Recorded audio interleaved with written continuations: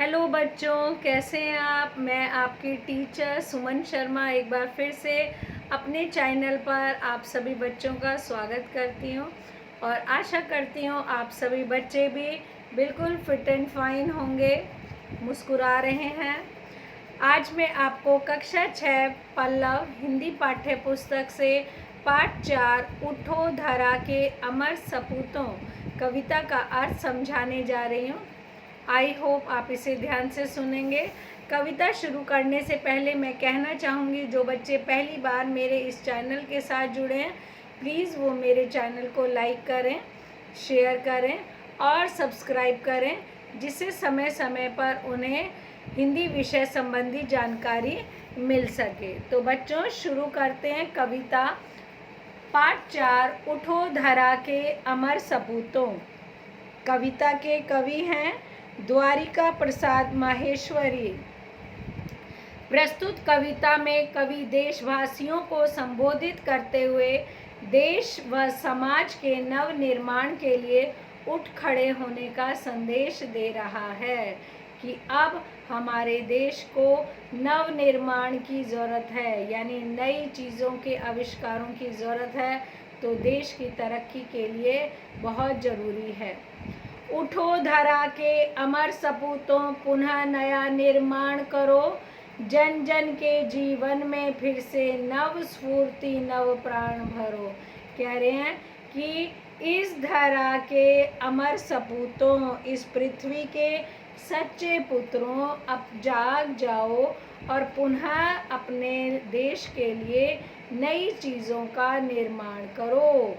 जन जन के जीवन में फिर से नव स्फूर्ति नव प्राण भरो और ऐसा काम करो जिससे हर प्राणी के अंदर नई ताजगी आ जाए। नव प्राणों में, यानी उनके प्राणों में शक्ति आ जाए, ऐसा काम आप करें। नया प्रातः है, नई बात है, नई किरण है, ज्योति नई।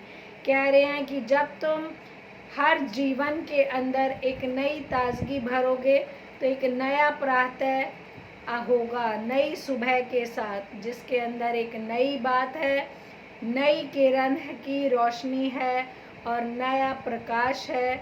नई उमंगे, नई तरंगे, नई आस है, सांस नई। कह रहे हैं जब सब कुछ नया हो रहा है तो एक आस भी नई है और उनकी आंसों में नई सांसें घुल मिल गई हैं, नई उमंग और नई तरंगें भर गई हैं। युग युग के मुरझे सुमनों में नई नई मुस्कान भरो। जो हजारों सालों से जो मुरझे हुए फूल थे, जो चेहरे मुरझाए हुए थे, उनके अंदर फिर से एक नई मुस्कान भरकर एक नई जान भर दो। उठो धरा के अमर सपूतों, पुनः नया निर्माण करो। इस धरा के की सच्चे पुत्रों, आप दोबारा से जाग जाओ, उठ जाओ और नए निर्माण में लग जाओ। डाल डाल पर विहग कुछ नए स्वरों में गाते हैं, यानी हर डाल पर पक्षी जो हैं वो नए स्वरों में कुछ गा रहे हैं। गुनगुन गुनगुन करते भौरे मस्त उधर मंडराते हैं और उन फूलों पर, उन शाखाओं पर भंवरे भी इधर उधर मंडरा रहे हैं, मस्त होकर, बिंदास होकर घूम रहे हैं। नवयुग की नूतन वीणा में नया राग नवगान भरो।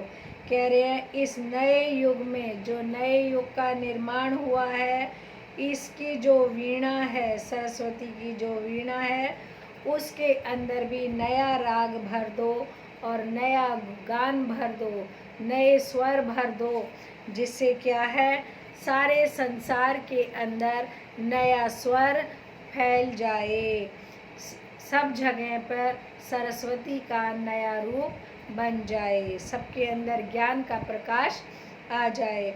उठो धरा के अमर सपूतों, पुनः नया निर्माण करो। इस धरा के, इस पृथ्वी के सच्चे पुत्रों, आप जाग जाओ, उठ जाओ और इस पृथ्वी पर फिर से नव निर्माण करो।